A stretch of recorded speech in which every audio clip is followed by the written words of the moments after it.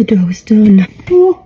I'm gonna divide this into our 80-gram pieces. Okay, while I'm laying this out, I'm gonna try to answer the question I've been getting a lot, and it's why I use both bread and cake flour instead of just all-purpose flour. Because when you do the math and you take the ratios of bread and cake flour I use, it basically turns out to be the protein content of all-purpose flour. But protein content does not equal same flour. Different types of flour have different amounts of protein, but they also have different types of gluten, right? So all-purpose flour is the same uniform standardized gluten. With a blend of bread flour and cake flour, it's going to be strong and weak gluten blended together, so it's not uniform. So the protein content is the same, but the gluten quality is different. So like slight adjustments are what affect the texture of your bread, and so that's why I came to use both bread and cake flour. That being said, I'm someone who got extremely fixated on trying to recreate like the perfect salt bread texture. But if I had no choice and I could only use one type of flour for the rest of my life for salt bread, I'd probably go with all-purpose flour. Because you know, if you're like baking it and it's like fresh hot out of the oven, no one's gonna be like eating it and be like, oh, I can tell the gluten quality is different, right? Like it's just gonna taste like buttery, crispy bread. But yeah, that's just sort of how I landed where I did. I'm gonna bench rest these and roll them and then come back. So I finished rolling all of them. I'm going to let these rest and double in size. So while we wait for that to rise, we're gonna make our filling. We just need cream cheese. I'm gonna do the whole block of this crab.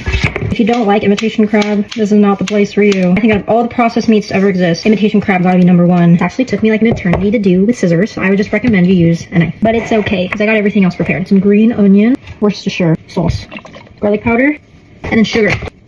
I transferred all the filling to a piping bag. My oven is preheating right now, it's super loud, but I'm gonna put panko breadcrumbs on top of the bread before I put it in the oven. I'm just gonna spray these with water. Sort of like put it evenly on top. The rolls just came out of the oven. They're super crispy. And the panko actually stuck on. And I'm just going to cut slits going down the center of the rolls. I'm just going to fill the center like that. I'm going to bake these in the oven one more time so that the filling can get hot. And then we'll finally be able to eat them. And now I'm just brushing some sweet chili sauce over all of the rolls. And then I'm just going to sprinkle some extra green onion on top. And now for the final reveal. Wow. Anna, crispy.